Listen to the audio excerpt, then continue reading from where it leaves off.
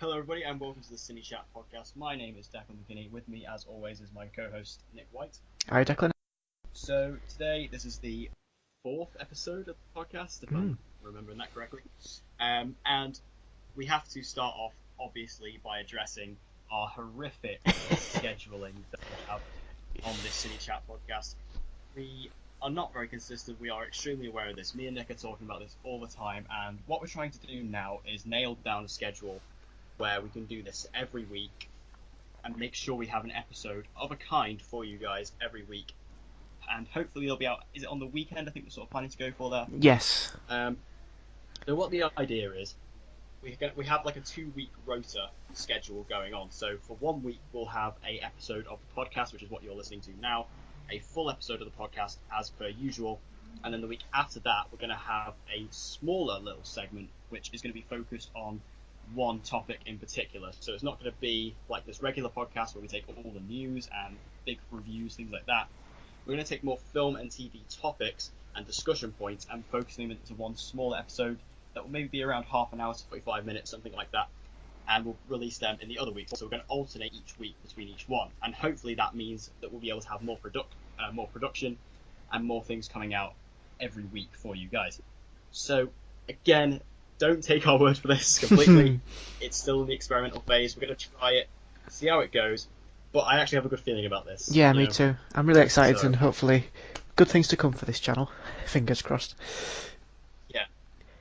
Hopefully, I mean, consistency is key, and that's what we're really aiming for here. Certainly. And, me and Nick have just we're sort of saying we're getting a specific day to record each week that we can make sure we can both do. I mean, obviously, there may be some occasions where we can't actually do it on that day, and that will happen just because that's life. But hopefully, for the most part, it will be the same day recording and then the same day release every week. So just to forewarn you guys, that's what's going on, and hopefully it will go well. Easier said than done. So exactly. Yeah. But we will try our best here. So what we're going to do is we're going to start off with the news. We're not going to spend too much on the news because we've got 2 pretty big topics to follow after that. But we have got a huge news topic to talk about first off, which is they've announced the live-action cast of The Lion King. Oh, yeah. So it's a very good cast, I'd say. Yeah, I mean, it's not often very strong. You see a cast come along and you think that is perfect, but I think this is as close as you're going to get. I think we knew that Donald Glover was going to be in it since they first announced it, right? Yeah. But then, obviously, with James Earl Jones coming back as well, and even getting names like Beyonce, I mean, if you're going to go for a superstar, you go for someone like that, don't you? You know what I mean? Yeah, go hard or go home. Yeah, exactly. I mean, normally I have an issue with singers and people like that in these sort of films. However, if it's, she's going to be doing voiceover work, so it's not. Because I compare this to like Rihanna, who was in Valerian and the City of a Thousand Planets. I just found that really distracting. She was fine in the movie, nothing particularly wrong with it, but I'm glad it's a voiceover, not actual her face. But yeah. Yeah, I know what I mean. And another thing as well, I can't remember if I had the conversation with you or whether it was one of my friends or whatever, but when they announced that they were going to be doing the live-action Lion King sort of version of the film, I straight away said Seth Rogen and James Franco for Timon and Pumbaa, just because that would be hilarious. Yeah. And obviously with Seth Rogen becoming now officially announced as Pumbaa, I was made up. I mean, I was 50% right, at least.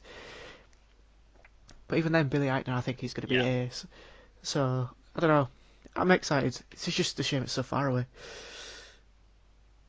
Yeah, I also have a lot of faith in the director. I mean, well, yeah. I think it is Jon Favreau, isn't it? Yes. So he directed the live-action Jungle Book as well. Yeah. Am I right there? Yeah. Yeah, he directed that as well, and obviously he's the director of the first 2 Iron Man films. I think he's a very strong director, Jon Favreau. He has very good visions, and he always seems to pull it off every time. So if he has a good vision for this, and if it's anything like the Jungle Book, then I think we're definitely in good hands here with this film. Yeah, exactly. So we'll move on to the next news topic, which this one I find utterly hilarious. I saw it announced earlier this week, and I just was sat there laughing to myself for a good 10 minutes.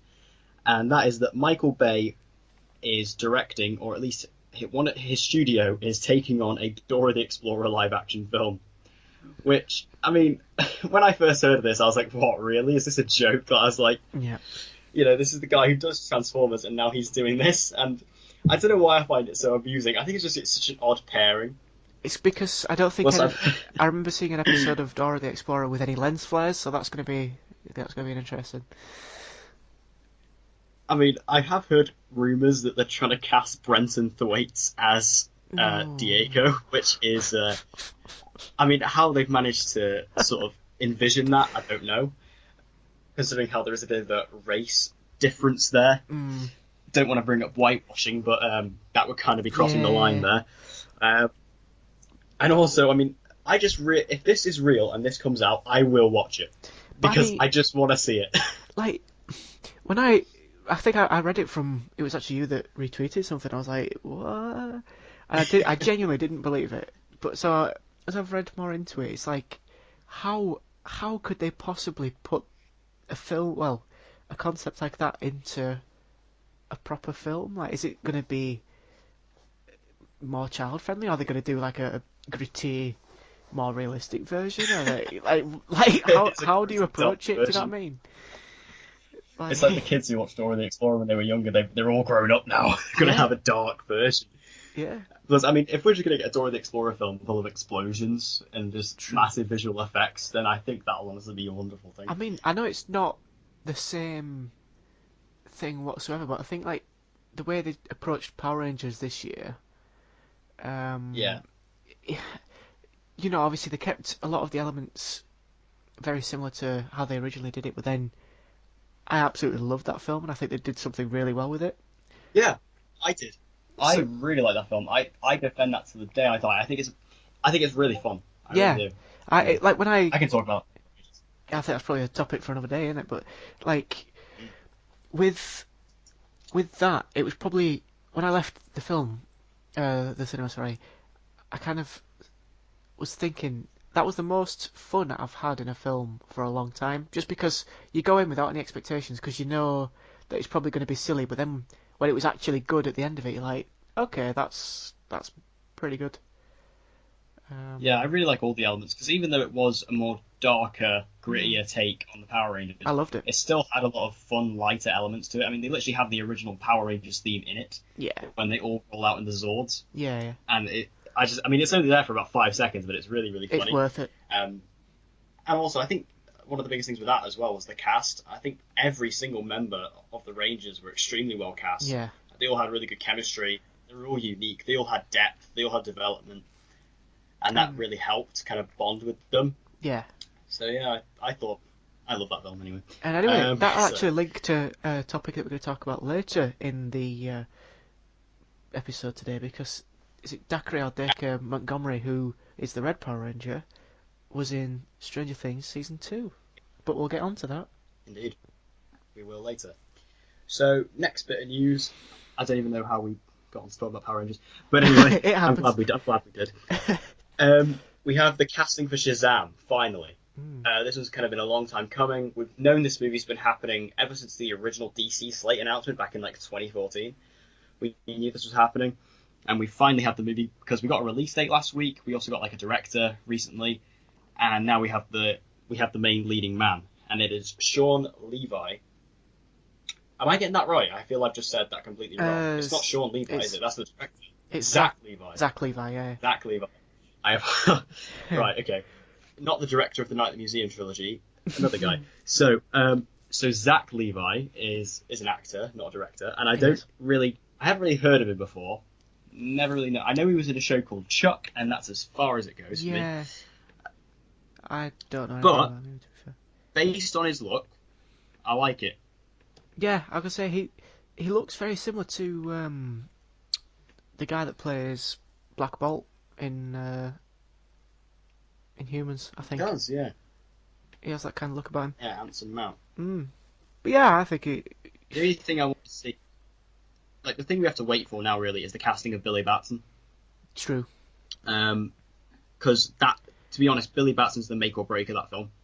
Because, this superhero, if you don't know who Shazam is, he's a kid who can turn into a superhero.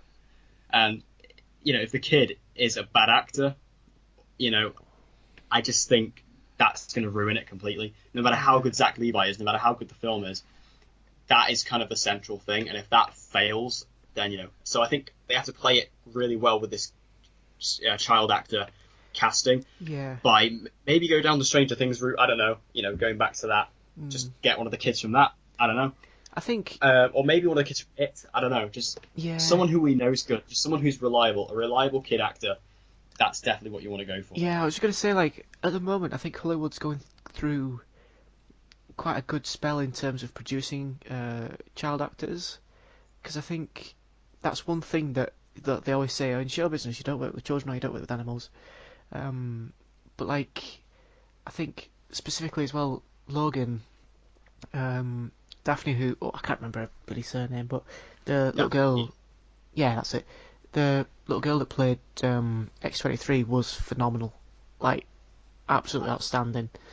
And again, I thought it was good for the kids. Stranger Things obviously has been a complete revelation, so there's a good pool out there. And if you think all of those projects, all the kids were all unknowns really before they came into it, and then they've absolutely blown everything out of the water, and things have gone obviously really well for them. So I mean, yeah, they could probably pluck an unknown out of nowhere, but chances are, if you get someone who's good with the casting on board with that film, then you've got no excuse for picking a bad actor, if you know what I mean. See, they could just pull like an unknown, like you say, out of the dark. But the thing is, you can't get this wrong. Because obviously pulling a kid who we've seen before, it's a bit of a risk, and you can't mess this up with Billy Batson. You can't do it. So I think they just have to play it safe. Now, what they could do is do what they did.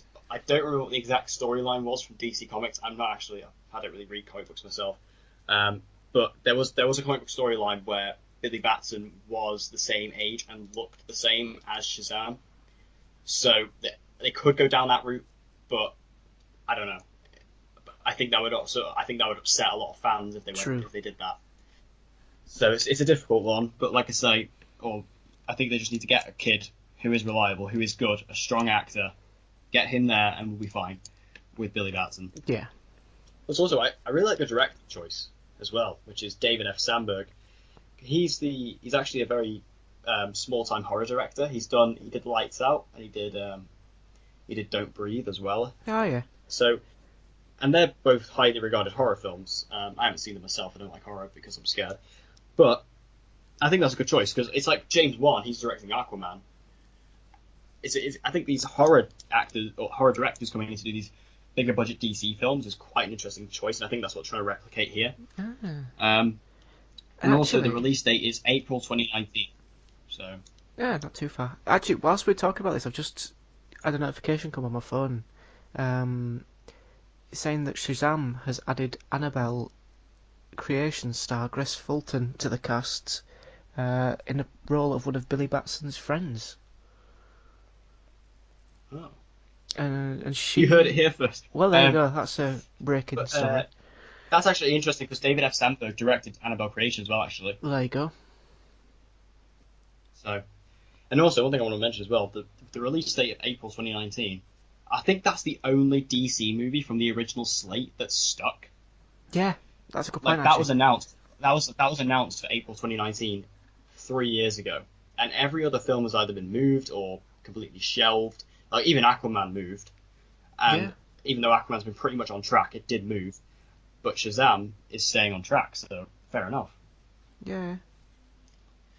So sticking with DC, they've just gone out and announced another DC movie for no reason. However, this one excites me. Deathstroke. Yep. I love Deathstroke. I absolutely love him. I mean, obviously, if you know me, if you watch my channel, you know how much I love the TV show Arrow. Yep. It's my favourite show ever. And Deathstroke is a huge character on that. I absolutely love him. I also loved him before I even watched Arrow. Yeah, I could say Deathstroke's awesome. Batman video games. I think Slade Wilson, he's such an interesting character, and he kind of has a lot of similarities to Captain America in his origin, in the sense that he was in the military and then they kind of experimented on him. And instead of going down the hero route, he went more the anti-hero route, because I wouldn't call him a flat-out villain. No. And what I really love about this movie is they have said that, and Joe Manganiello has been saying this as well, that he is coming back as Deathstroke. He is cast as him, which he was my fan casting for years. I wanted him. And when that was announced, I was so happy. And the fact that he is now still getting the opportunity to play Slade Wilson on screen joys me to the high heavens. Like I say, I love him as an actor anyway. I think he's brilliant. And like I say, Deathstroke is such a badass. And I think if anyone's going to do it, it's got to be him, surely. Yeah, it's got to be. It really is. Because I was scared because, obviously, if you remember, he was originally supposed to be the villain for Ben Affleck's version of the Batman film. Yes. But now Matt Reeves is starting from scratch on that, and Deathstroke, it seems like, is not a part of that film anymore. So I thought, oh no, he's gone from this universe forever. Joe Manganiello's never going to get the opportunity. But no, it seems to be something. Now, that is still rumour. I need to mention that as well. That is still all a rumour, this film. DC haven't actually officially came out and said it, but it seems to be heavily rumoured. Now, there is also another talking point about this film, which we discussed way back on the last podcast, about 3 weeks ago, which is that apparently it may not be set in the DCEU again. Yeah. Why? We mention this almost every time. Like, yeah, DC just need to sort it out, don't they? Really. They just need to have a clear, direct vision as to what... And I hate to compare it to Marvel, because then you just get called out as being a fanboy. But they need a Kevin Feige. That's what they need. They need a Kevin Feige to say, just a guy who's in place to say, this is what we're doing. Because the fact they're having perhaps two separate universes, what's the point? What's the point of doing the DCEU if you're not going to stick with it? Yeah. Anyway, right, we've done enough DC rant on this podcast. We're just going to leave it there. Yeah, okay, let's move on quick before we get started again. Yeah. Right. So we'll move on to the review, which is, of course, for the new, speaking of Marvel, the new film in the Marvel Cinematic Universe, Thor Ragnarok. Oh, yeah.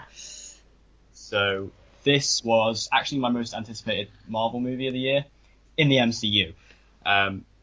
Just because I think it was the most out there, it was the most different, and I think that was the real selling point here, wasn't it? Yeah, I think it was obviously a very, very fun film and a very different take for the character of Thor. I think Taika Waititi's directing style just fit the type of film that it was trying to go for. And for the most part, I enjoyed it. I thought it was really good. It brought a good element of fun to the MCU as well. I think comparing it a little bit to Guardians in terms of the music as well. That's another topic we seem to cover quite a lot. But I think my issue with it, if you can call it an issue, is that they took the character of Thor and went a completely different route to what you've normally seen him like, but then there's kind of no explanation as to why he's changed and why it's happened so quickly. So I think now he is like that. Yeah, now he is like that. Is he going to be like that in Infinity War, for example? Is he going to keep up this Joker kind of routine or gimmick, and then, or is he going to go back to being serious? Was it just for this one-off film? I think it's a bit confused in terms of that, but that's probably the only criticism or niggle I can take away from that film, to be fair. Yeah, that was the main thing that I came away with it in terms of criticisms, because even though I had an amazing time with it, I think it's one of the most fun films of the year, easily. Is that it felt really unnatural. It was like a weird transition, because he's never been the comedic guy before. No. He's always been the very sort of serious, perhaps more dry humour, where he's not necessarily trying to be funny, it's just, it kind of happens. But in Ragnarok, he's actively trying to make jokes, and he's constantly doing quips and things like that, and it doesn't quite fit his character. It doesn't fit his character. Because, I mean, even, look at the first movie, to be fair. Because that movie's quite funny, the first Thor. But he's not trying to be funny in it, it's just because he's like this fish out of water, and he's doing all these unusual things. It's a funny concept, but he's not actually trying to be funny directly. So it was a bit of a weird transition. Yeah, but I think one character that I just thought was incredible was actually Taika Waititi himself as Korg. That to me, brilliant. I was absolutely in stitches, on the verge of tears from laughing, just because he was the most unnecessary, uncalled for, random character you're ever going to see in a superhero film, but he was absolutely hilarious because it was just his dialogue just didn't fit with the film, but I think because it didn't, it was just hilarious. Do you know what I mean? Yeah, I hope he shows up again. I really do. I want him to show up in Avengers 4 because That would be he so just good. needs to be. He's so funny. I mean, it just shows Taika Waititi completely just Oh, there in just yeah, that is just him straight up. And I just like there's a scene where it's such a small little moment, but it's when Thor is sat in spoilers. Is when Thor is sat in like the little endless round thing where it goes on forever, yeah. and he's sat in there. Loki appears as a hologram, and he's talking to Thor, and then Loki goes away, and then Korg comes out of nowhere and goes, "Oh, piss off, Ghost," and then kicks him. And he just falls over, like just gone. It's such a small little moment, but it really made me laugh. Oh, like that. I can't remember what was the Oh, name I of thought I the. think it's easily my favorite part of the film. Yeah, what was the name of the little insect thing that hanged around with it? Meek, I think. Oh, I I, don't I remember. want to say it was Meek, but like even the again spoilers right at the end, and he's just holding Meek, and he's just like, "Korg, I'm glad to see you," and he's just like, "Oh, Meek didn't make it, he's dead," and then he just started moving, goes, "Oh, Meek, you're alive, mate. Oh, I didn't realise. Oh, are you okay?" And I just like I just couldn't keep a straight face at all. It was stupid, but so funny. It was great. Yeah, I mean, I think all the characters really suck because they're all quite funny, and I mean, even though, like I say, it doesn't quite fit, you can't really blame them because they had to do something Yeah, different. Because the Thor films are easily the least successful. They're the ones that people generally don't care about too much. I mean, I'm not a big fan of the second one at all, nope. really. I was just gonna Um, say that. Yeah. but yeah, I mean, we'll get onto that in a minute.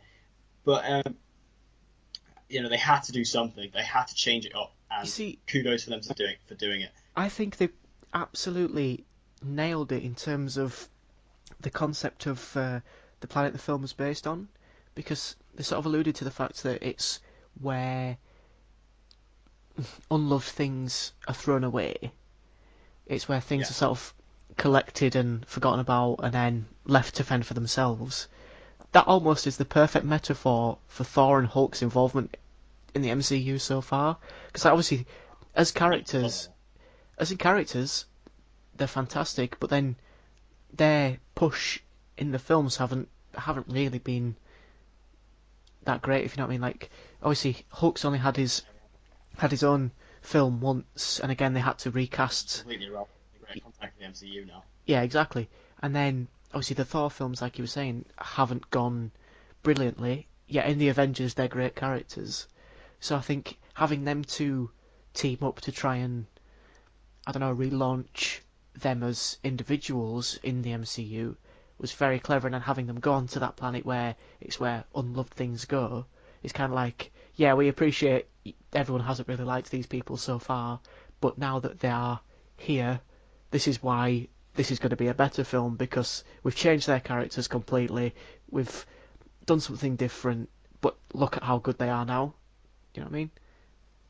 Yeah, I think definitely teaming up Thor and Hulk was a great idea because this is kind of something I wanted to see for a while. Where Yeah, similar to Captain America: The Winter Soldier, where they took two Avengers there and put them in a film together, it worked really well, and I wanted to see that happen again. And taking Thor and Hulk, who, like you say, are kind of the two Avengers, they're kind of like the two red-headed stepchilds of the Avengers who kind of have been hard done by a little bit with their own individual films, but they work really well together.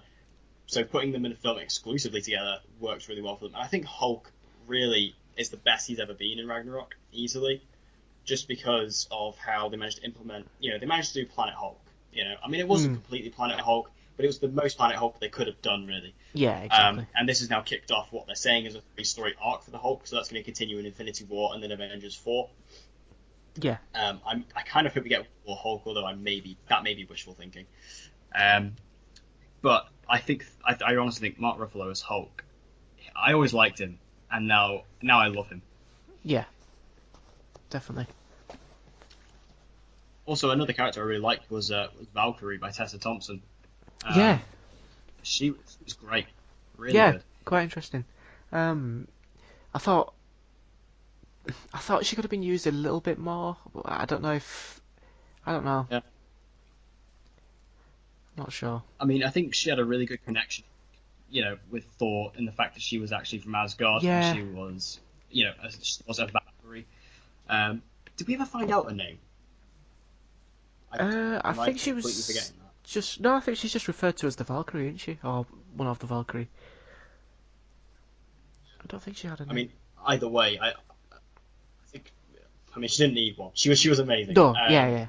And her action scenes were really cool because I really like the fact that she's like the reluctant hero of the team of this of the Revengers, and Yeah. Great that was name. another great line. And I love the scene when it's her and Hulk in the ship, and she comes out in her full Valkyrie gear and all of her weapons, and then she's like, because then you like realize, because she kind of went through her arc there, and she was like, she's now accepting who she is, and that was really cool. And then she joins Thor with the fight against Hela, which was great. And I actually have a theory about her now, which is I mentioned this in my review, which I think she's going to be female Thor. Ooh. I Yeah. That's quite. There's no hint towards this. There's no hint towards this in the film. There's nothing in the post-credit scene. Nothing.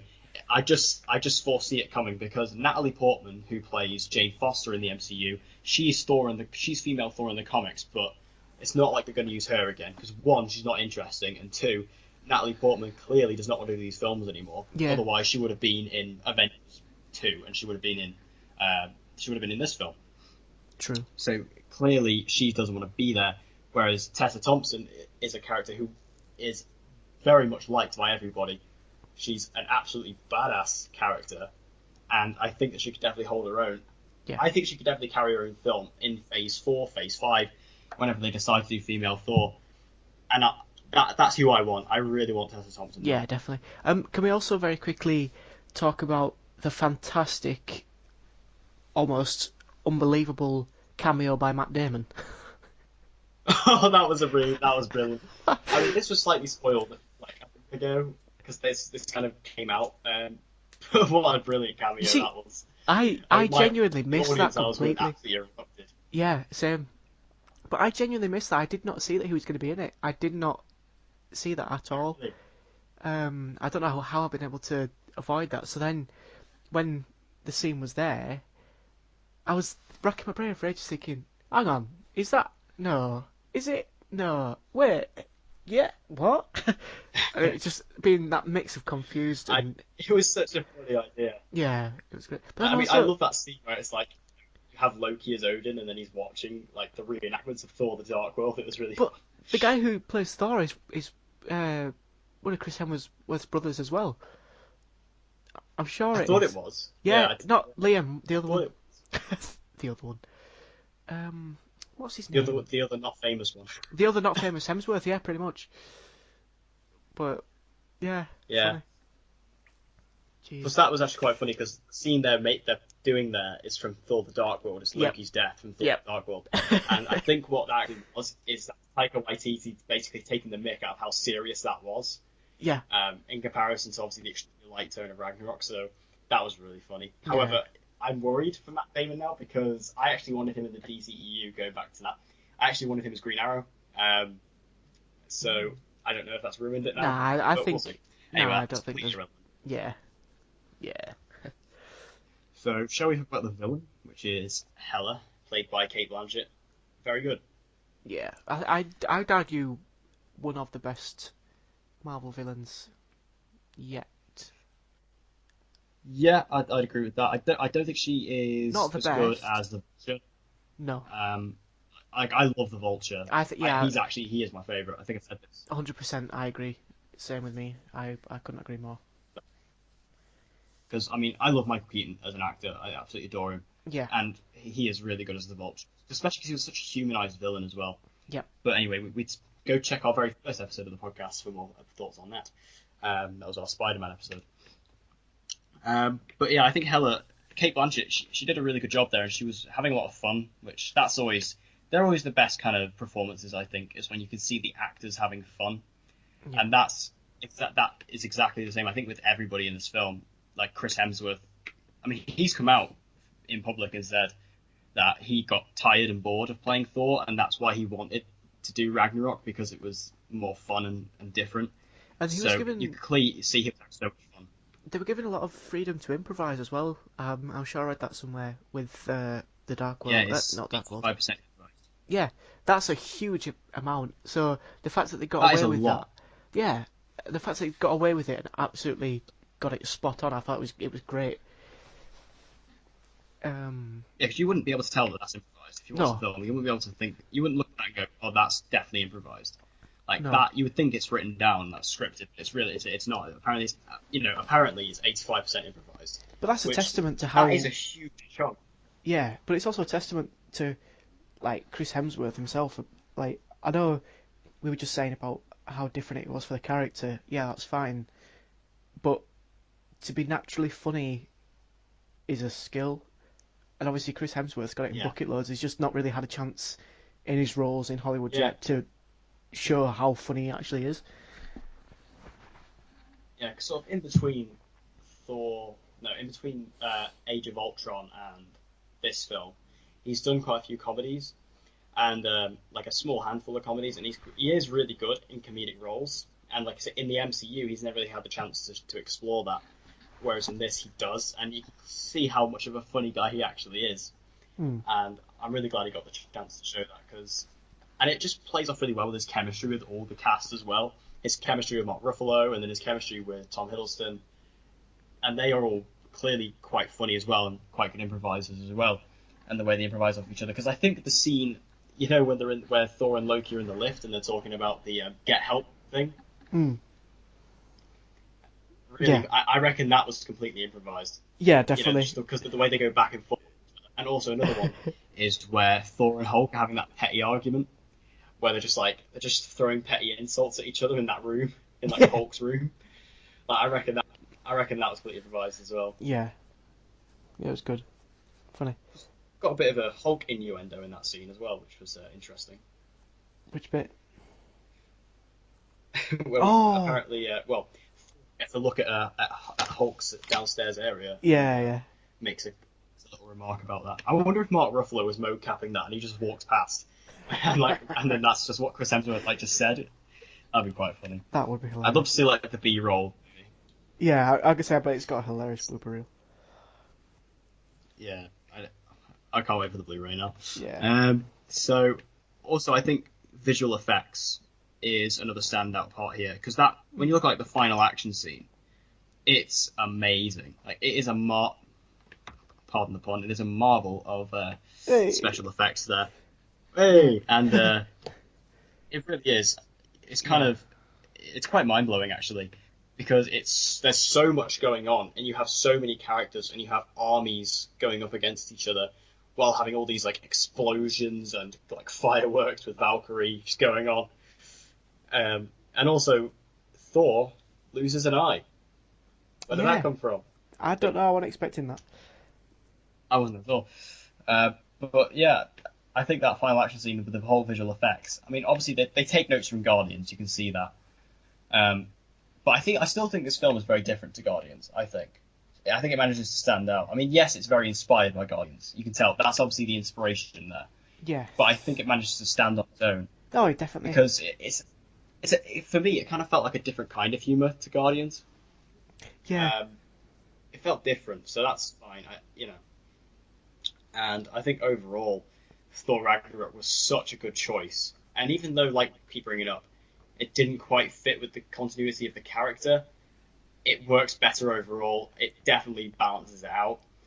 Um, and I think this is honestly one of the best editions of the MCU. Yeah. And I think if they're going to keep this up with the character of Thor, I think it's nice to have a bit of a reset for him, so that going forward he can be a bit of a joker, but then he'll also bring a funny dynamic to it. But also, as well, I know they still haven't officially released the trailer for Infinity War, but I'm sure when I saw the sort of leaked footage of it, it starts with Thor and the Guardians coming into contact with each other. I think this The version floor of smashes against the yeah, front window of the. see this version of Thor from Ragnarok interacting with Chris Pratt from Guardians, I think that would just be absolutely amazing. and they will just bounce off each other. Should it I work don't know like if you that? actually saw as well what they announced, I think yesterday or today. They've said that the Hulk and Rocket Raccoon are going to be best friends in Infinity War. That Oh I my want to see god, that. It's like that's gonna like the be biggest amazing. character versus like the smallest character. I want to see that definitely. That's gonna be amazing. So overall thoughts on Ragnarok then? What do you think? Yeah, I think it's definitely one of the better films in the MCU, but I don't really know where I would place it just yet. I think I still need some time to mull it over. I know. Segway. Indeed, that was my plan. So that's a beautiful little segue of mine there, was to bring us into another big topic we've got here. This is something that me and Nick have been talking about for a while that we wanted to do on the podcast, and we decided we were going to do it when Ragnarok comes out. And that is that we're going to rank right here, right now, the films in the MCU. So that's all 17 films from Iron Man up to Thor Ragnarok, and we both have our own individual lists. So what we're going to do is we're going to start at 17. We're going to say what film we have for both of us, and then we're just going to go up to number one from there. Yeah, So have you got your list ready? Are you prepared? I am prepared. I was born ready. My life has been Brilliant. waiting for this moment. Brilliant. Right. So, do you want to start? I'll let you start. Alright. So at number 17, what have you put? Okay, so for my number 17, I've gone for Iron Man 2. Right. Purely because the first Iron Man did so well in terms of setting up everything. And then Iron Man 2 came along with Whiplash as probably one of the worst on-screen villains I have probably ever seen. And it just shattered my hopes for what... Yeah, literally, it's just going to shatter my illusions for what the MCU had the potential to become. Luckily, they've obviously sorted it out, and it's obviously an absolute behemoth now. But at that time, it was like, oh, what are they doing just doesn't pay off. And yeah, that's my number 17. So number 17, I kind of mentioned this a couple minutes ago. Thor: The Dark World. Mm. I think Thor: The Dark World is just the most boring and most generic of the MCU films. I just don't think there's much to it. I think it's very by the numbers. It's very bland, and I just didn't enjoy it. I think the villain is probably the worst villain that the MCU's got with Malekith, is it Dark Elf? I think so. I Is can't it remember. Dark Elf? Or am I thinking of I think of Skyrim here. Anyway, I just don't enjoy Thor: The Dark World. I just think it's very Yeah, poor. I mean, it's watchable enough, but I think all the MCU films are watchable. yeah, But I don't enjoy it. I don't like. I mean, I own it on Blu-ray because I want it for my collection. But I will probably never rewatch it anytime soon. To be fair, that's my number 16, Dark World, for the Yeah. same reasons. Yeah. Okay, so my number 16 then is The Incredible Hulk. Um, this was actually my least favorite for a long time, but ever since I rewatched them at the start of this year, because if you remember, I did my retrospective on my channel, where I Yes. went through all the films, which I'm currently doing in Star Wars right now. Um, so yeah, ever since I rewatched it, The Incredible Hulk grew on me quite a bit actually. Um, I really like Edward Norton as the Hulk. I think it would have been really interesting to see him in the Avengers films. Obviously, that never came to fruition. I think it would have been interesting though, because I think he's really good in that role. Actually, really well cast, especially Yeah. as Bruce Banner. Because I Yeah, I like the liked fact he him. comes off as quite a shy guy, which is in contrast to the Hulk. It works really well. Also, I like a lot of the action scenes in it. Mm, Like that chase scene in the favela in it's Brazil awesome. is actually a brilliant action scene, Yeah, it's really good. and it doesn't involve the Hulk at all. It's just No. a really great little scene. Yeah, Um, exactly. but I don't think the movie holds up at all. In terms of visual effects, I think Hulk looks really weird. Yeah. Just doesn't hold up. And also, like the villain, I like the Abomination. I like Tim Roth as the Abomination, but again, it doesn't quite hold up. And the final fight between Hulk and Abomination is just this big, two CGI characters just fighting it out. I don't know. It just didn't quite work with me, but I think it's Yeah. decent. I think it's fine, but it's kind Yeah. of irrelevant now anyway. Yeah, exactly. My next one is number 15 was Iron Man 3. Ooh, Um, okay. it was. It's one of those films that just splits opinion completely. You're either going to absolutely love it, or you're absolutely going to hate it. I loved Ben Kingsley in it. I thought he was great, really, really funny. But then, I don't know. There was just something about it that I just couldn't wrap my head around. I'm not too sure. I don't know how highly it stacks on your list, but just for me, it didn't do it for me. It just didn't. Well, we'll find out where Iron Man 3 is later on. Mm. So my number 15 is Iron Man 2. Mm-hmm. I don't hate Iron Man 2. I think it's fine. I think it's good enough. It's definitely a weak film in the MCU, and I think that's down to I think this was Marvel's biggest mistake. This was its first kind of error, and they did learn from it, to be fair, because what they did with Iron Man 2 was they said, right, we're going to do a big setup here. This is just a setup for the Avengers film. It's not actually necessary. Let's just chuck Black Widow in there, because she's in the Avengers. There she is. And like I say, Whiplash was an awful villain. I actually think Sam Rockwell, who played Justin Hammer as the villain, I actually thought he was quite good in it. Yeah.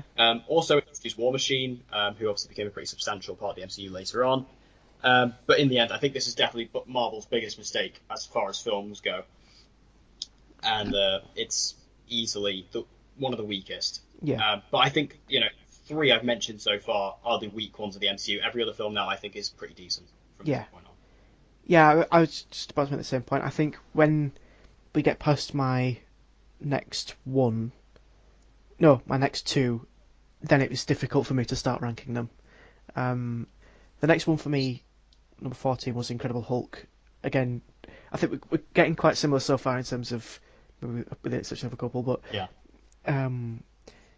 Again, I enjoyed the Incredible Hulk because I think I've said this about almost every superhero, but the Hulk growing up for me was one of my favourites. But then, when better films come out, you realise, actually, no, they were my favourite. No, they were my favourite. Actually, no, they were my favourite. And I think that's a testament to how well Marvel are treating their properties. But again, like you said before, there were some scenes in that film that were incredible. But then, Uh-huh. haha. But then, yeah, I don't think it was good at the time. I think it was a lot better at the time. But I think since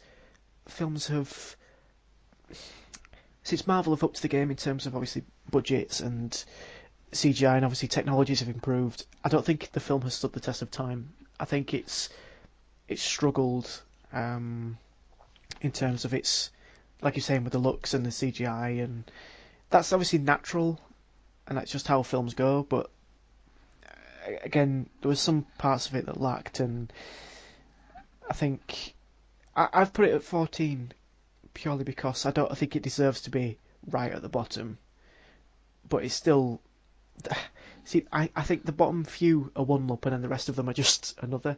So it's quite hard to really pinpoint it. But yeah, not the best, not the worst.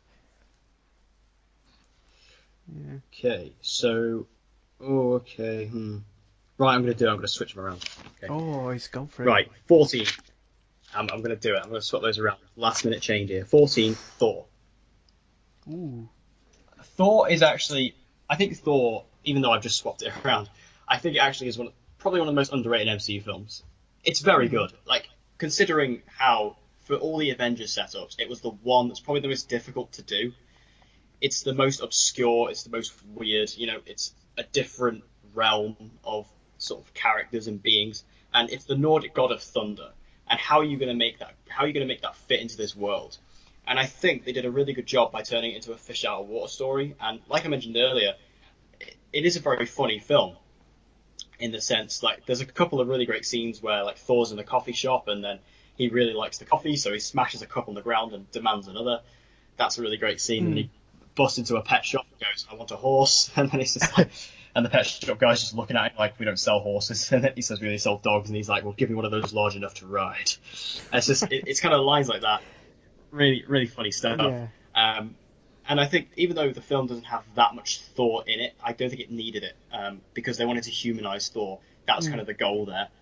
And also introduce Loki, who is obviously one of the best villains, if not maybe the best villain in the MCU. Even though I prefer Vulture, Loki is still fantastic. Yeah, He's had more films. I know what you mean. Yeah. Yeah, I kind of agree there. And actually, I bet you can't guess what my number 13 is. Oh, It's Thor. um, hey, Again, yeah, I think it's getting to that point now where it's quite difficult to, because there's a big distinction between the bad and then the very bad, and Thor's kind of middle of the road, like yeah, you say. It's like it was good in terms of introducing the character, but I think films have just been done better since Thor. 'Cause I think the ones that we're putting here, um, with the exception of the Dark World, we're all pretty early on in the MCU, so it's like they're still sort of finding their feet, if you yeah, like. Um, yeah. I didn't think about that actually. and obviously, every film they've released, I would say, since after Ultron, I think has just been smashing it out of the park every time, you know. Yeah. But anyway, yeah, Thor was my number 13.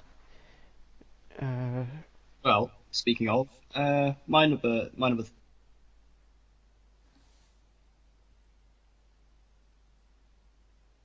13 is just because I was looking at it and I was going, watch one more. Like right here, right now. If I had to watch one of them, I'd watch it just because it's the big team up movie. It's more fun. I think Age of Ultron was a bit of an underwhelming sequel. You know, it was kind of one of the. I don't think it's really its own fault though, just because everyone was like, "Oh my, sequel to the Avengers," and everyone kind of built it up in their minds. This is something that Star Wars often suffers from. It's just it was such a big hype surrounding it, so people felt underwhelmed. However, I really like the introduction of Scarlet Witch and mm, Quicksilver, who was quickly killed.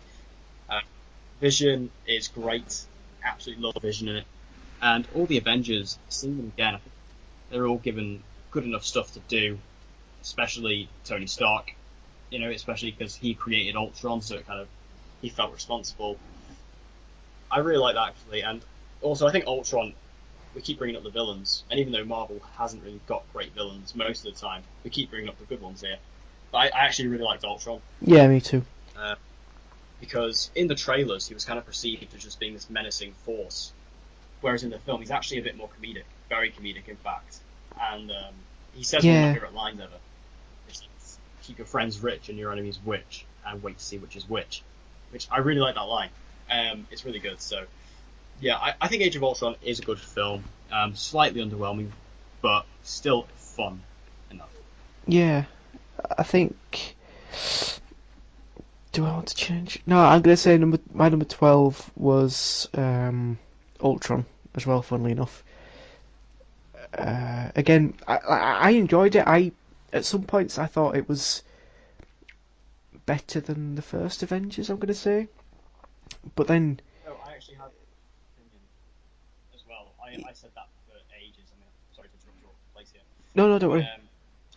it's just when I rewatched them this year, it was the first time I watched the films in order, and I think that's maybe why I like the first Avengers a lot more. Because I used to say the Mm, first Avengers is really overrated.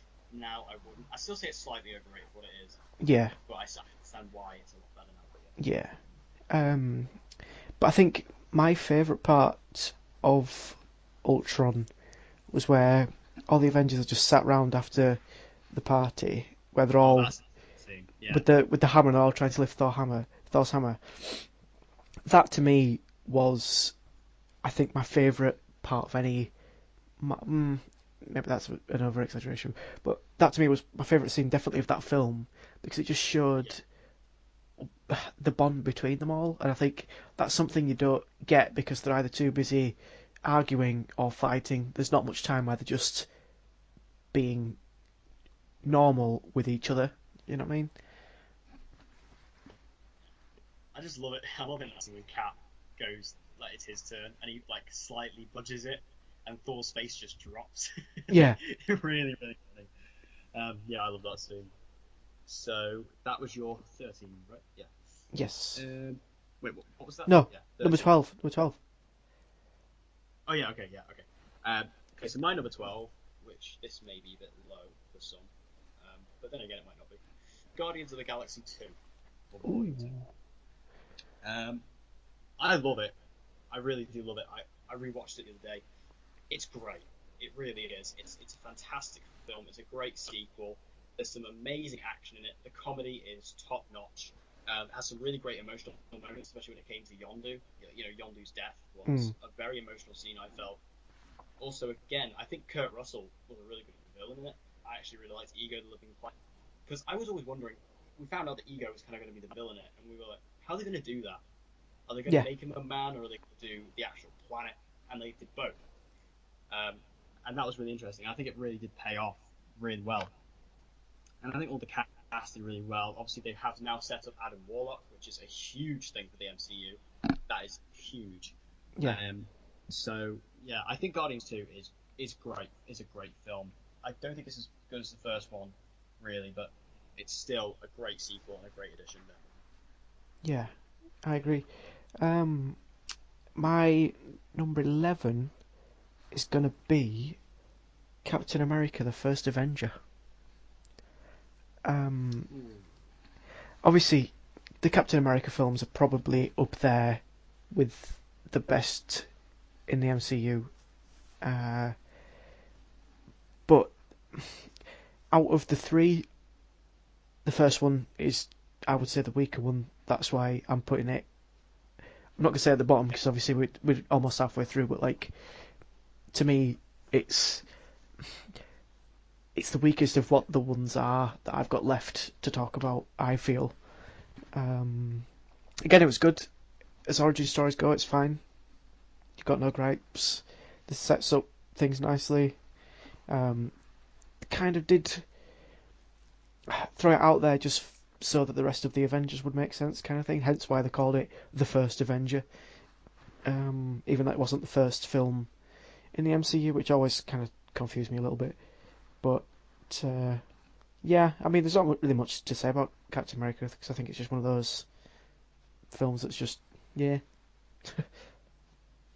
Yeah. So my number 11, this may trigger you now, is Iron Man 3. Um, I like Iron Man 3. I like it a lot, actually. Mm, I think, similar to what I said about Thor, I think it is very underrated. I think people looked at the Mandarin thing and went, they completely took it out of context. I mean, the thing is, when you look at the Mandarin, I mean, yeah, they completely ruined that character. I'm not going to say they didn't, because they did. But what they actually did with the version of the Mandarin they did, mix that in with Aldrich Killian, that actual story, I thought was really clever. mm, And in terms of working for a film, I think it really worked well. And I also really like the fact that it was not necessarily an Iron Man movie; but it was a Tony Stark movie. yeah, Similar to The Dark Knight Rises, which was very much a Bruce Wayne movie, not necessarily a Batman movie. I really like films like that where it really just focuses on the hero under the suit or under the mask. Um, because this was also the first film that was after the Avengers. It was dealing with the true, fallout of that movie, and Tony Stark in Iron Man 3 has PTSD, yeah, and that was really interesting.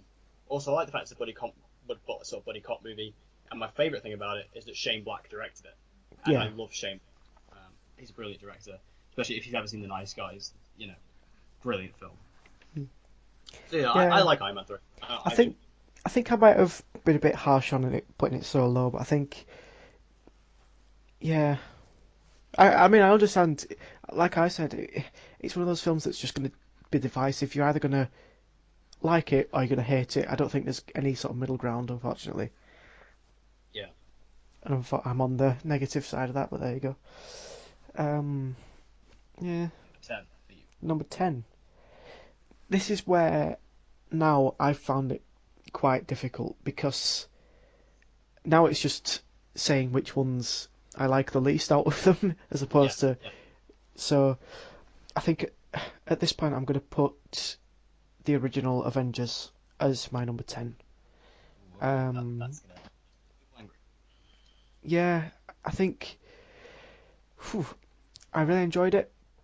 I thought it was great, but I think I've had more fun with the films that I'm going to put above that than I have for the Avengers because I think the Avengers was the first one that was really kind of grittier and it sort of set a different tone to the rest of the films. I don't know if that's a bit daft, but like the whole bit towards the end where it sort of symbolises where Iron Man or Tony Stark has sacrificed himself. He's gone from being this playboy, does whatever he wants, to then actually putting everyone else ahead of him. I think that was really, really powerful. And again, putting it at number 10 is very, very controversial, but I'm going to stick to my guns and I'm going to keep it there. Yeah, that's fair enough. I probably would have put it around that place quite a while ago. But my number 10 is Ant-Man. Ant-Man is the MCU film I kind of forget about the most. Not to say it's forgettable. I just don't really... When I'm thinking about the MCU in like a broader prospect, that's kind of one I seem to miss out. Yeah. But it's really good. Like, it's a really funny film. Like, it's a heist film, and it's incredible. Paul Rudd was such an amazing casting choice as Ant-Man. Yes. He's so likable. And obviously he's a very comedic actor. He is a comedic actor anyway, so he worked really well there. Also, Michael Pena as Luis Lopez. Yes. Perfect. Absolutely perfect. But I do have a couple of criticisms with it. One of them being the villain was really weak there. Oh, Yellow now Jacket. I'm sort of getting into more weak. Yellow Jacket was just really generic and boring. Yeah. Just kind of evil for the sake of being evil. Yeah. Not really interesting at all. But I think Ant-Man's really good. It has a lot of interesting stuff. My only sort of biggest thing with it is, obviously, Edgar Wright was originally directing it. And Yes. I love Edgar Wright so much. Obviously, Baby Driver is my favourite film of the year. I absolutely love Baby Driver, and I love, obviously, all the Cornetto trilogy as well. So I would have loved to have seen what he did with this film. Unfortunately, we'll probably never see that. But anyway, Ant-Man, number 10 for me. Yeah. I could say my number 9 is Ant-Man, funnily enough. And again, for the reasons that you just said, I think we touched on this in the very first episode of the podcast that we did when we were talking about Edgar Wright as a director. I think you could tell that he was on board with the project for that. I think I spoke about this before. That scene where Michael Pena's talking about flashback or something, and it sort of keeps cutting back and forth, and the way that was done, that was very sort of Wright-esque, if you will. Definitely, But yeah, I think Ant-Man, in terms of the actual character of Ant-Man and Scott Lang, I think it's a really funny film, and it's good fun. Like I said, I think the thing that lets it down the most is obviously the villain, because Yellow Jacket was just crap in this film. But I've ranked it quite highly, as opposed to, well, post number 10, because it was just good fun, and it was sort of a different take, and it was just different compared to what we'd seen in the MCU at that point. Yeah, I think it's a really easy watch. For the MCU, one of the easiest ones. It's just one you can just put on and enjoy. Yeah, exactly. So my number 9 is Captain America: The First Avenger. Ooh. I love The First Avenger, straight up. I love it. I think, honestly, it is so good. I am in the popular opinion here, and I understand that. I know I'm definitely in the minority when I say how much I love this film, but I love a good war film, and that's what this is. And also, I feel, I mean, if you go back and watch my review of this film when I did the retrospective, I said something which still I believe in, which I relate quite heavily to Steve Rogers in this film.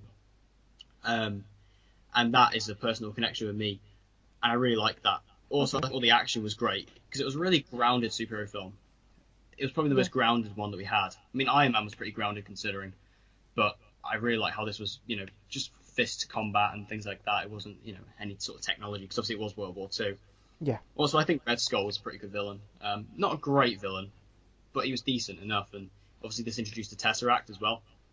True. So that had something to it. Also had quite a lot of emotional moments. Also introduced Bucky, who obviously has become a huge part of the MCU now. And I think that's really amazing how they've managed to use Bucky again and again and again. Of course, but we'll get more onto him when we go down the list. But honestly, I'll defend the First Avenger to the day I die. No, that's fair enough. Okay, so my number 8. This could be another controversial one, And but I'm putting Iron Man there. yeah, Because again, it's getting to that point. I can say this for everyone now, ranking the ones that I like the least. Um, I think Iron Man set a new bar in terms of superhero films, and I think for that reason it should probably be higher on my list. But just in terms of production value and again overall enjoyment, I'm ranking other films above it. But I think, like I say, a lot of. In fact, I'm going to be bold. I'm just going to say every superhero film that's been made since Iron Man, I think, has that sort of standard to be at the very least. And then if they can top that, great. Do you know what I mean? yeah, definitely. Because obviously, it just was a fucking amazing origin story. They got it so right, and they showed a lot of struggles, and I don't know, just something about it was incredible. But like I say, because because filmmaking has got better, I suppose. Just other films do rank above that, but I think yeah, it has to rank highly. But unfortunately, it's just not highly enough for me. But yeah, that's what I'm rate. My number 8 is Iron Man. Yeah, Uh, exactly the same points. I think it's extremely well. I think it's an extremely really good film. Really great origin story for Tony Stark. Robert Downey Jr. Obviously, even though I don't think he exactly plays Tony Stark from the comics, he mm. definitely made that character his own, and now nobody else can play Tony Stark. Yeah, It's like Hugh Jackman with Wolverine. Nobody else can play that character now. He's made it so iconic and so his own that you just can't imagine anybody else playing Tony Stark other than Robert Downey Jr. And also, huge respects to be paid to Iron Man because it did kick off the MCU and the superhero genre as we know it now. yeah, If it wasn't for this film, superhero movies might not be what they are today. And I think that's what you need to notice with that movie. And not only because of what it did, but just because of how good it was. It mm. was it was just a really great film. And again, even though I think the villain may have been a little bit weak, just because he kind of went a bit weird and crazy for no reason, I Yeah, can I can forgive that completely because of how good the film is and what it did for the superhero genre. yeah, definitely. I agree. Um, okay, so moving on to my number 7, I'm gonna go with. Ooh, you see, I'm having doubts now because I'm getting to that point now where like, oh, I like this one. No, but I like this one. But I like that Yeah, one. you keep thinking about it and like, oh, okay. Yeah, I'm gonna go for my number 7 as. Oh, I've already written it down, but I'm having doubts now. No, I'm just gonna stick to it. I'm gonna say. Yeah, okay. Captain America, Winter Soldier. Oh, I know. It's quite low down. I appreciate that. See, I'm having my doubt. No, I've stuck with it now. I'm gonna say it. A lot of people, myself included, are gonna say that that's one of the best, if not the best, MCU film. But for me, as much as I enjoyed it and as much as I am of that opinion, I think again the films that I've put above this, it's just personally I enjoyed more than the first Avenger, Winter Soldier. Sorry, because there's very little negative negative things I can say about it. But yeah, I've put it as number 7. Controversial, I okay. know. My number 7, I put the Avengers. Hmm. I mean, I kind of spoke about the Avengers whenever you spoke about it. I think the Avengers is a really good film, but I still don't think it's a great film. I don't think it's as and when I say that, I mean I don't think it's as great as people say it is. I think it definitely benefits if you watch the MCU in order. Yeah, It definitely benefits from that because like I said earlier, the first time I watched the MCU completely out of order when I first started watching them. Whereas this year I watched them all in chronological order, and it definitely paid off better. But my biggest complaint with the Avengers is, as great as it is, and like the final half an hour of the film is mind blowing. I think there isn't really much to it. There isn't really much of a story, really. I mean, Loki is the villain, and he's great in it again. Uh, but there isn't really much in way of story. It's mainly just let's just get these characters together and let's get them fighting. Yeah. And fair enough. But I don't know. I think I could have just done a little bit more. But it's still an absurdly entertaining film, definitely. Yeah. But I don't think there's much else to say about it. No, exactly. Um, is this number 7 now or number 6? 6. 6. Yeah, my number 6 is going to be Doctor Strange. Because I think visually, or special effects wise, it has to be the best. I don't think you can argue against that. Just some of the shots, and I was stunned when I saw that film for the first time. But again, I struggled with the villain aspect of it, and I think Mads Mikkelsen, I think he's great, and I think he's menacing, but I just couldn't really care, I guess, about him as a villain. But again, I still really, really enjoyed it, and I thought it was a really, really good film. And obviously, Benedict Cumberbatch is one of the best actors around at the moment, and I think having him in the MCU is a great thing. And yeah, I've got it down as my number 6. My number 6 is Doctor Strange. Yeah, there we go. I really like Doctor Strange. I mean, Doctor Strange was the MCU film I didn't care about, to be honest. When it was announced, I was like, I don't really care about this character particularly. I mean, it's definitely interesting that this is the first straight up magic character. Also, I'm sure it'll have some cool stuff, and obviously I'm going to watch it. It's the new Marvel film. But then when I watched it, I absolutely loved it. It's so fun. Like, it's really entertaining. I think, like you say, the visual effects are amazing. There's like 2 scenes in particular. You have the scene where the Ancient One pushes him through all those like dimensions and realms. Yeah. Where it's just crazy off the wall, really weird stuff. And then at the end with Dormammu, like Dormammu just looked really amazing. Yeah. I mean, it was a bit weird, but it looked really cool. Especially because I watched the movie in IMAX, and it was amazing. I watched it in IMAX 3D, and it was just wow. I was mind blown by that. And again, like you say, Benedict Cumberbatch is so good as Doctor Strange. Yeah. He's so good. He nails that role. And I'm pretty sure we are getting Doctor Strange 2, again directed by Scott Derrickson, which is really good because he did an excellent job directing that. And I just can't wait to see him show up again. Like, I really want to see him in Infinity War. And he briefly shows up in Thor Ragnarok, and he has like a small role in that, and it's really funny. So yeah, I love Doctor Strange. Yeah, definitely. Okay, so my number 5 is one that I don't think we really need to talk about because we've already covered it. Thor Ragnarok. Yeah. Again, great breath of fresh air, something a bit different for the character, and obviously we're getting to that point now where top 5 is quite the biggie, and I'm gonna start my top 5 with Thor Ragnarok. Yeah. My number 5 is Guardians of the Galaxy. This would have been higher, but I've watched Guardians of the Galaxy so many times that it's kind of goes down a bit more. And again, that's not really a complaint for the film. It's just because I've watched it so many times. But then again, I think that's a testament because if I've watched it that many times, it must be good. The humor is on point. This is the movie that made Chris Pratt a movie star. This is the film that was the biggest risk for Marvel at that point, and it paid off big time. It opened up the cosmic realm of the MCU. You had all these amazing action sequences. It was like the perfect blend, and I'm gonna take this from Jeremy Johns here. It was the perfect blend of Star Trek and Star Wars. Yeah. Perfect blend. It was, and it's like what he said.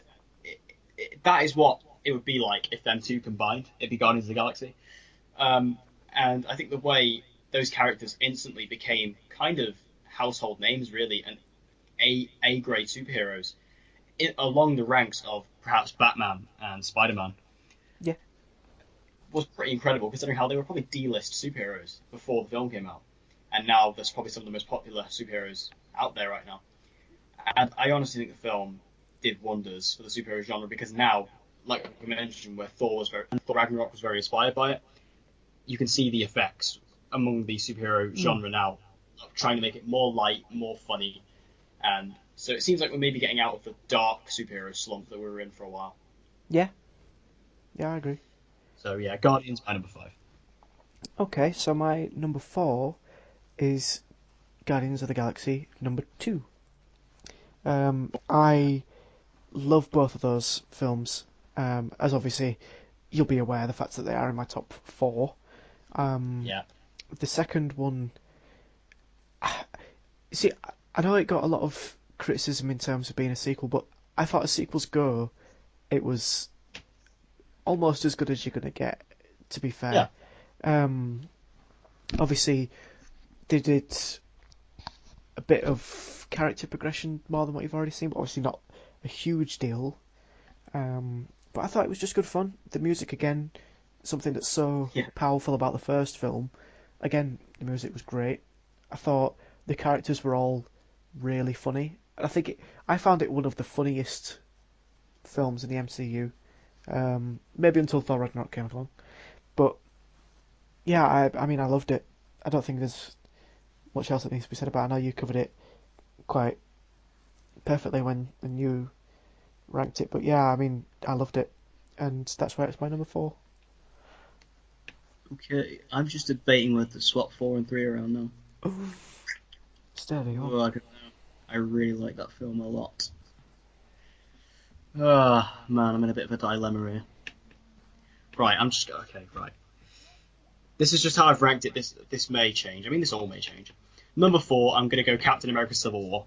Mm. Civil War is straight up amazing, in my opinion. I think it's honestly such a brilliant film. I think Civil War is one of Marvel's absolute best storylines from the comics, and I was so happy when they announced they were adapting it for Cap 3. I think the way that it introduced Black Panther, he was really well introduced to the story because he actually fitted in really well. Mm. He was actually involved with the story, and then Spider-Man, who was perhaps a bit of a more random appearance, the way that he was presented was extremely well done, and it all Yep. made us fall in love instantly with Tom Holland's Oh yeah. interpretation of the character. Um, Also, I think the conflict was a really great idea to take Steve Rogers and basically turn him into a criminal. And even though Yeah. he's doing it for the right reasons, it definitely, in the public eye, he's a war criminal now, Mm. and it kind of portrayed Tony Stark as perhaps being the good guy, which is something that we've never really seen before. And also that airport action scene, the actual fight between the two teams of Team Cap and Team Iron Man, is, in my opinion, the best action scene in any superhero film ever. Yep. There's so many moving pieces. I think the Russo brothers did such an amazing job directing it all. Every character gets a moment to shine there.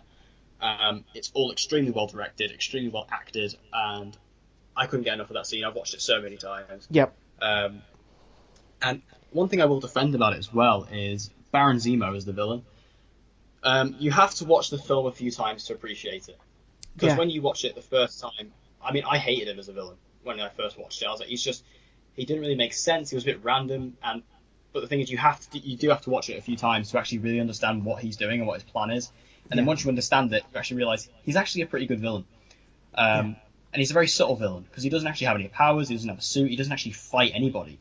Um, he's just a very methodical villain, and I like Mm. that because this film didn't need a villain like that. It needed a villain like Zemo. So yeah, I love Civil War. Yeah. Definitely. Obviously, I'll be getting to that, but not at the moment because my number 3 is the first Guardians of the Galaxy. Um, Obviously, the top 3 was very, very difficult because I think it's at that point where I would almost tie my top 3 as one. But I mean, Guardians of the Galaxy was an absolute game changer, and like I say, you can see It really was. the number of films that have been inspired by that since. Obviously, Thor Ragnarok we've just spoken about, and again, we always seem to move on to this, but Suicide Squad saw the Yeah, I was going to formula. mention that. It's like, oh, wow, they've combined superheroes and music. Let's try that. But obviously, you've got one example of it working perfectly, like Guardians, and then you've got a steaming pile of shit that was Suicide Squad, to be kind. But yeah, let's not talk about that. Let's talk about Marvel. Yeah. But anyway, yeah, like you say, there's just too much good to say about the first Guardians, and that's why I've had to put it in my top 3. Yeah. Yeah. Okay. Right. My number 3. I'm going to put Thor Ragnarok. It's very It's very. Again, we don't really need to talk about it. Just did a whole. Spoke about it for a good 20 minutes. Um, I think it's an excellent film. Really hilarious. Probably the funniest film. Yeah, it is the funniest film in the MCU.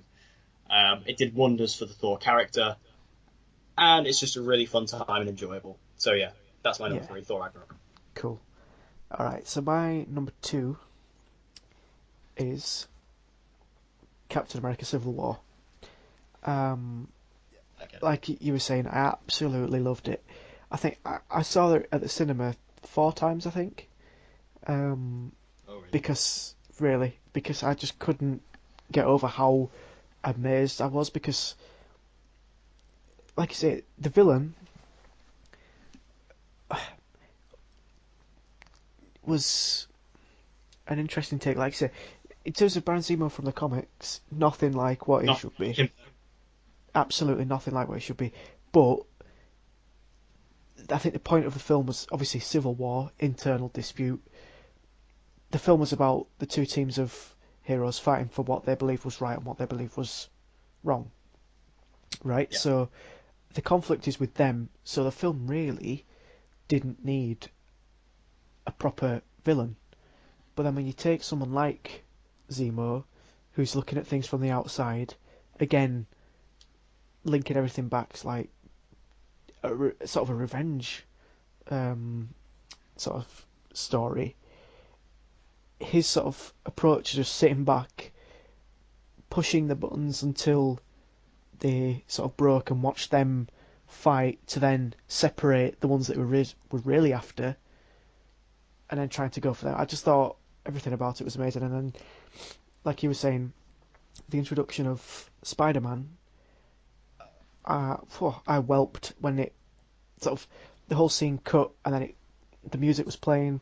It's cutting across the Queen's skyline, and you're just like, okay, this is coming. And Yeah. then you just get the bit with obviously Tony Stark introducing himself to Aunt May, and then Peter Parker, and then the whole airport scene again when Spider-Man actually makes his appearance in the MCU. And it's just, for many reasons, obviously with Sony's rights to Spider-Man and all that stuff, for many reasons, just getting Spider-Man in the film in the first place was just,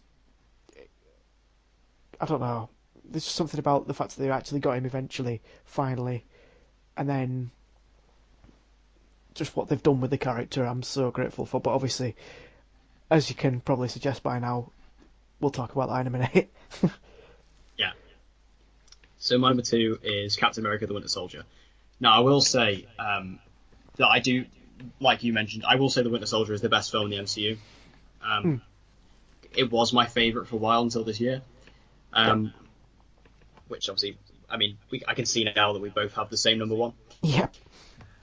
But The Winter Soldier is the type of superhero film that I love, where it's just a real sort of grounded superhero film, not dark and gritty necessarily, but just grounded in the sense that it transcends beyond a superhero film.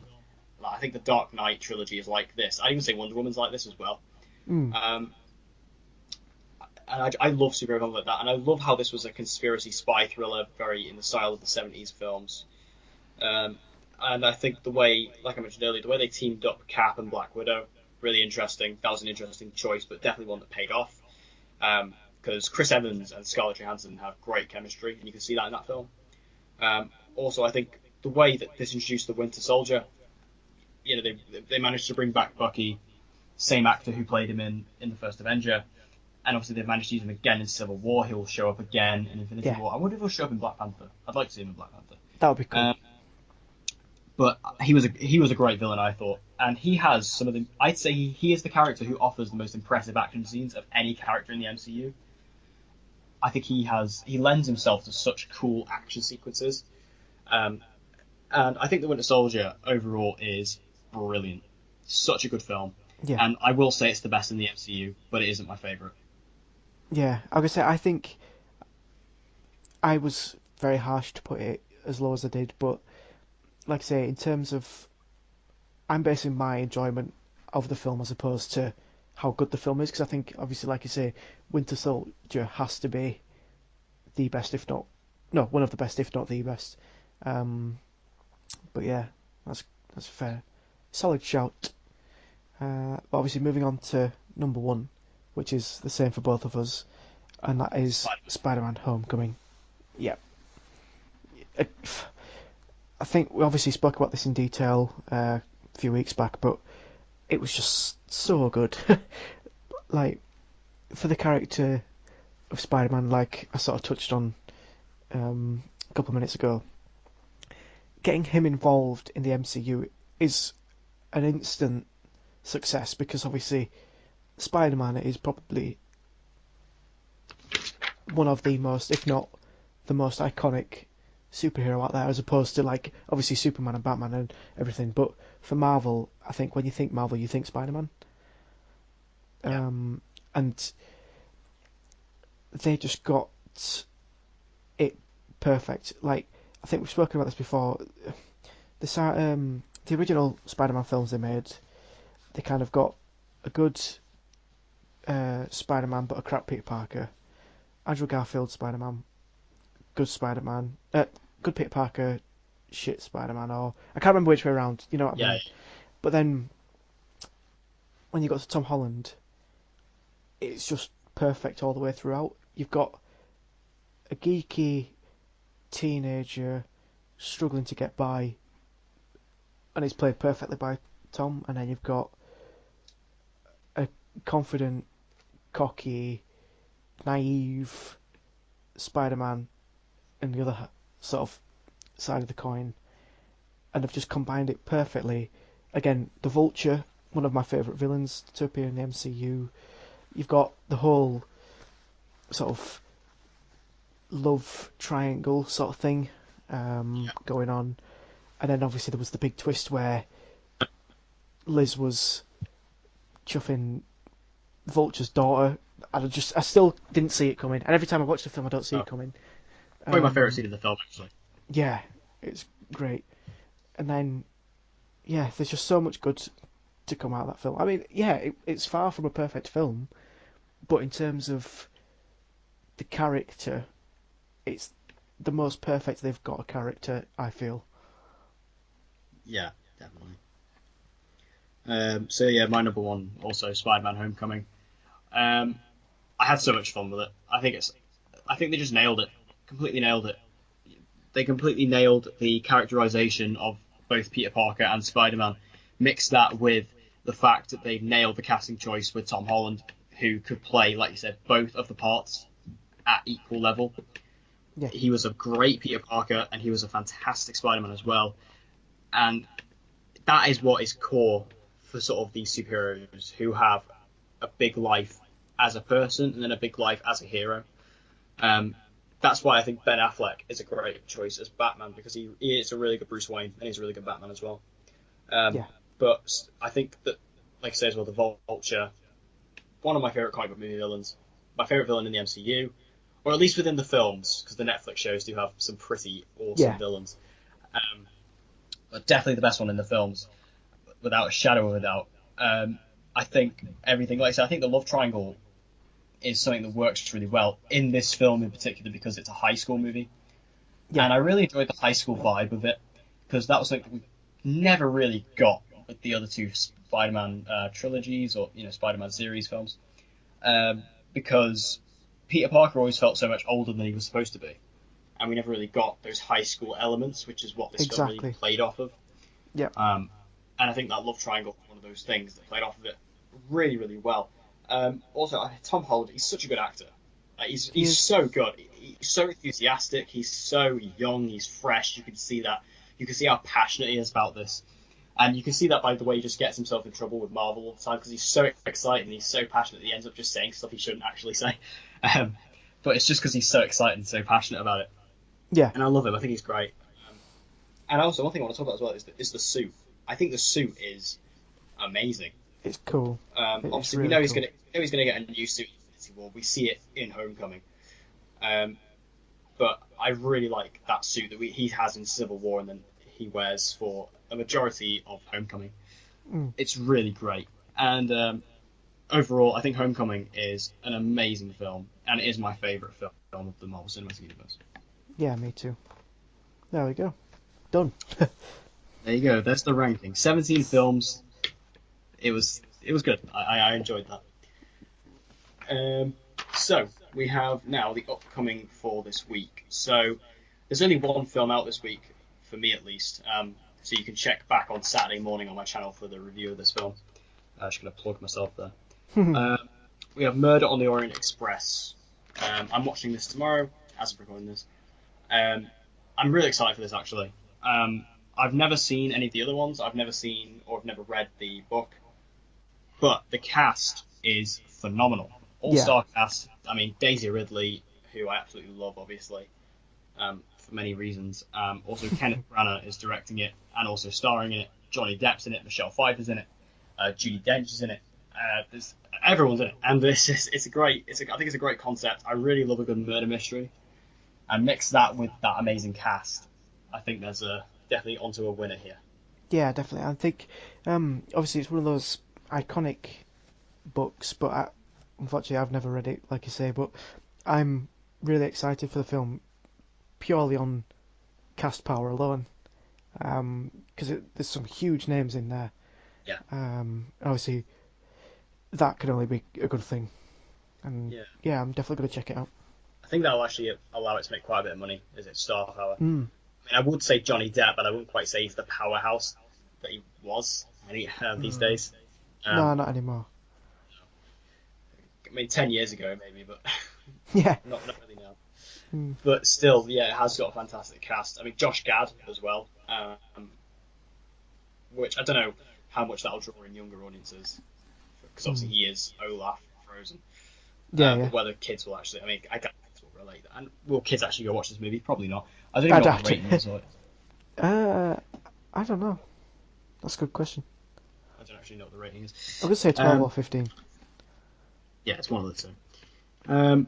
So that's the only film coming out this week. Like we're both very excited for it. We may talk about it next week's podcast or on the next sort of topic thing. We'll see how it goes. But you can check out my review on it. Should be up Saturday morning, Saturday morning or Friday night, and how it goes. Plug over. So move over to the Netflix section now, which we like to do. Nick is going to start off with Stranger Things Season 2, which, yes, I'm going to hold my hands up right now. I've never seen Stranger Things. Don't mail me. Yeah, Stranger Things was one of those programs where, when I first watched it, it wasn't like exceptional in terms of production value and everything, but it's one of those stories where it was filmed in such a way where you just wanted to keep going and you wanted to see what was going to happen. And it was a very interesting story, very, very unique and very different. Hence why I watched the first season over the course of one day. Watched it all back to back and I just couldn't stop. Stranger Things Season 2 comes around. Obviously, the first one left with such a cliffhanger. And the second one, again, I watched it all one after another because I just couldn't put it down. I had to keep watching it. And it was amazing. It really was good. I think it does well to keep up the momentum of the first series. There's a lot of similarities between the first series, but then they introduce a couple of new sort of dynamics in terms of adding an extra kid to the equation. I've forgotten the actress's name, but she's a really good sort of talking point amongst the group of lads. And then, sorry, Millie Bob Brown. no, the ginger girl, but I can't remember her name. Oh yeah, I know which one you mean. But then, yes, her. Because I secretly love that show. Yeah. To be fair, I do like Riverdale. It's good. Also, as we were talking about Power Rangers earlier, we'll bring it back to Dacre, whatever we pronounce his name, Montgomery. He plays not, I don't want to say a villain because there's not really heroes and villains in this sort of series, but he plays a bit of a school bully that's just moved into town. He's sort of quickly become the new alpha male around the school, and everyone sort of starts to scare him or fall in love with him depending on which camp you're on. And again, the girl who becomes friends with the um, the nerd club, as they're affectionately known, the girl that becomes friends with them is obviously uh, the new bully's adopted sister or whatever, and that whole dynamic is great fun.